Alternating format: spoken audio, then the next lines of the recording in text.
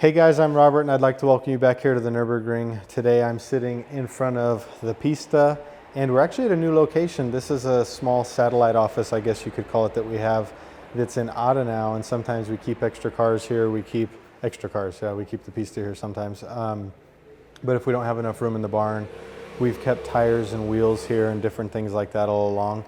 And if you guys hear some noise in the background, don't be bothered. That is just what goes on in the middle of Adenau.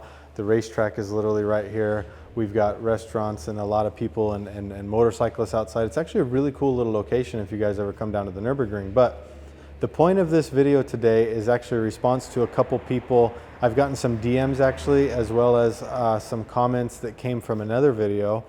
Last week I did a lap with Tim Burton in the Pista and he put it up on his channel.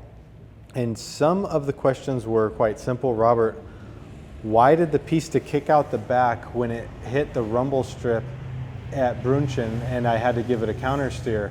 And that's actually a very good question, because when you watch the video, it looks like the car got unsettled by the rumble strip and then got a little bit loose. But that's actually not what happened. But first what we'll do is, from the onboard video, we'll show you guys what you saw in Tim's video. So Tom's going to insert that now.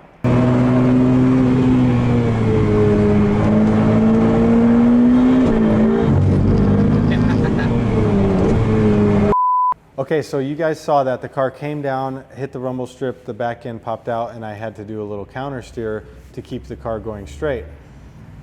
What I want to do actually a little bit is talk about this car and talk about all cars in general and just how you drive on the Nürburgring or even anywhere performance-wise. I've said there's a lot of different techniques. Like with a front engine car, you might trail brake into a corner to get the car to rotate, or you might be in the corner noticing that you're understeering, so you can let off the gas, and that letting off of the gas will actually slow the car and put more weight on the front and can get the back end to rotate around.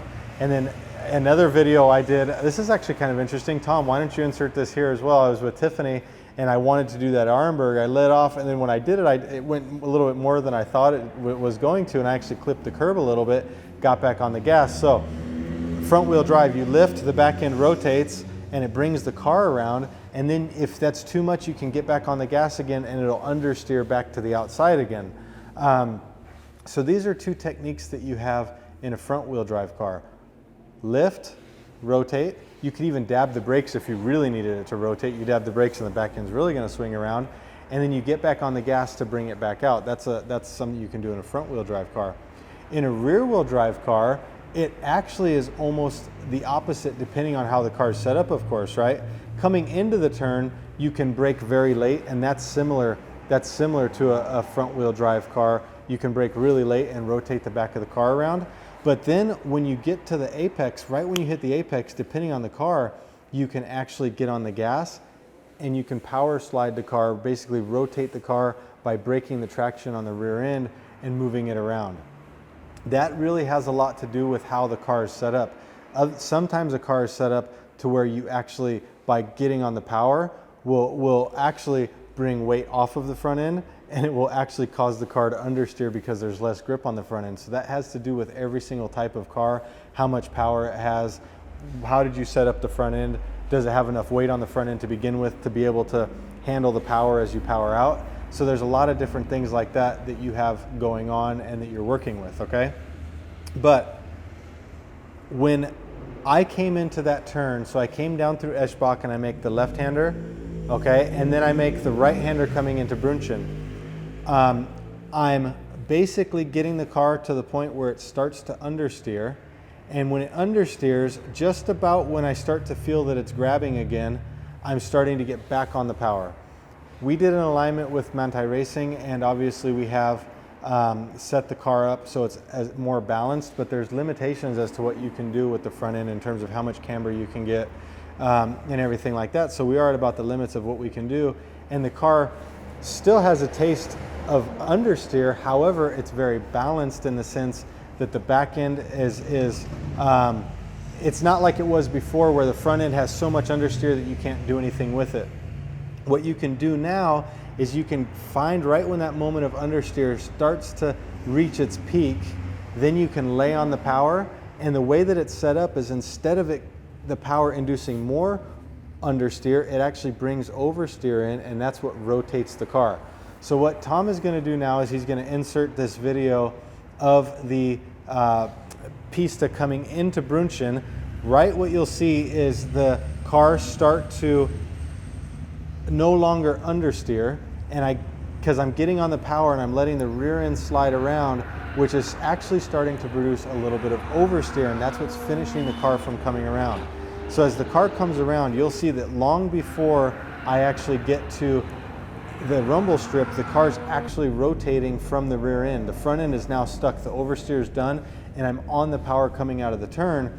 And at the end of it, you'll see the aggressive part of the slide where you see me countersteer actually happens before the rumble strip comes, and I just am finishing my, I guess you could call it power slide, powering out of the apex at the rumble strip. So the rumble strip actually didn't unsettle the car. The rumble strip actually just was coincidentally there when I was finished, and I just did a little bit of countersteer to stop the slide and continue out. Obviously, I could have eased out of the throttle a little bit sooner and not had to do the countersteer, different things like that, but that is exactly what happened. What's really cool about this video is if you watch it again in slow motion, you can see where the car, the understeer stops. I get it into a slight oversteer, a slight power slide coming out of the turn, and there's two things that happen that are really neat, or three things actually. You can see the car on its own start to rotate from the rear end, and then you can see some really neat black stripes that are being laid on the ground from it doing that. And thirdly, right as after I countersteer and correct it, I grab a new gear, and you can see the flames come out of the exhaust. So I think it's actually a really neat little combination.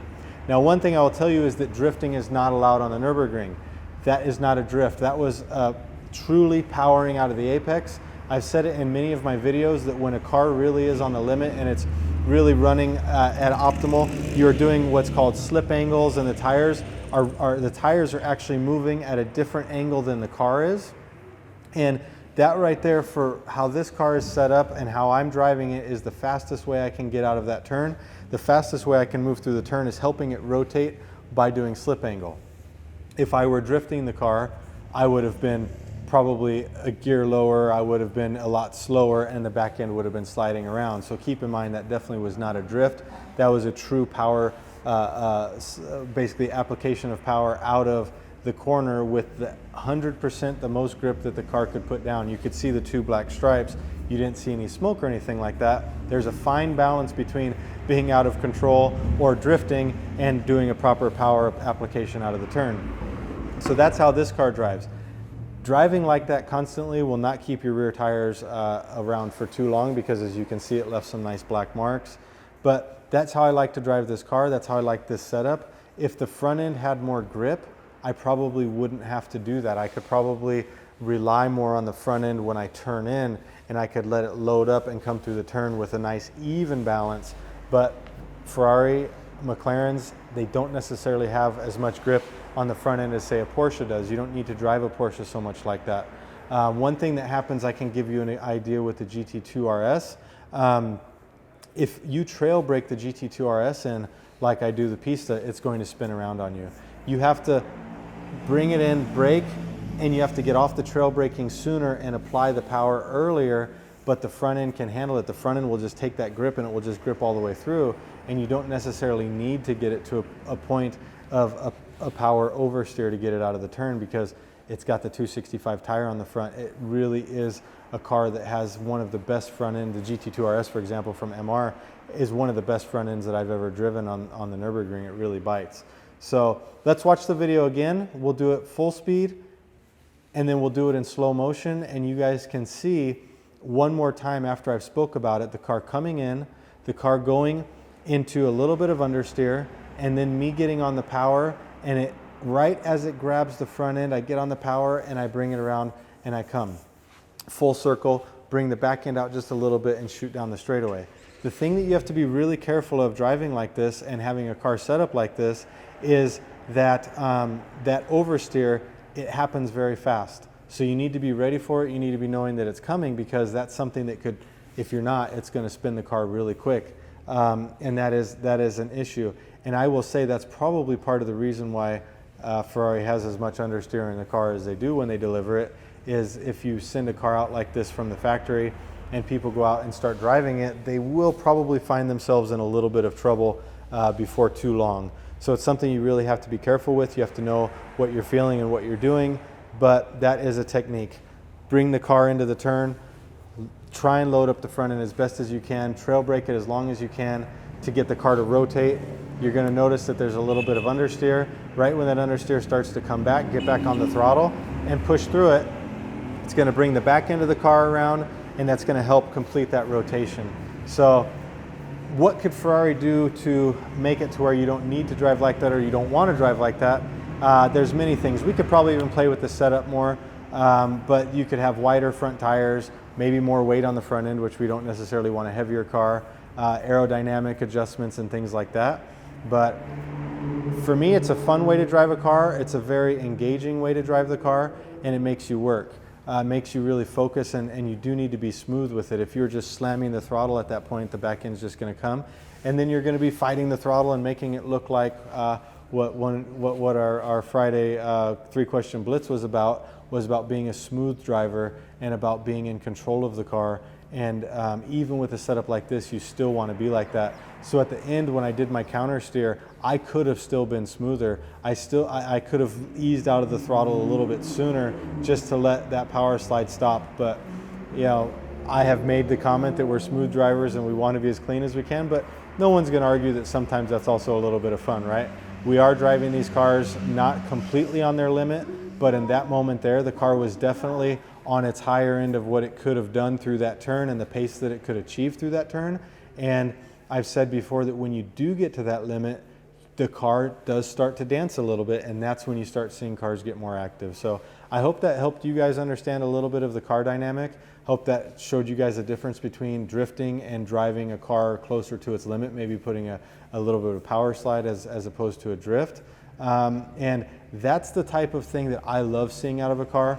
Anybody can go slow through a turn in the rain and drift, but I think it's neat to start seeing a car truly on the limit, pushing through a turn and really applying the power. So, hey, if you guys have any questions about what I just spoke about, if you guys have any comments about that, please let me know. And really a good question, really good comments, and I appreciate it. Comment below on any other ideas you guys have for videos. Like I'll say it every single video, you guys have the best comments, the best ideas. Everything we've come up with has been from you, and I really appreciate that. So I'll catch you guys on the next one, and whichever one's not rude, we'll go with that one. Tom says that one's not rude. We'll catch you guys later.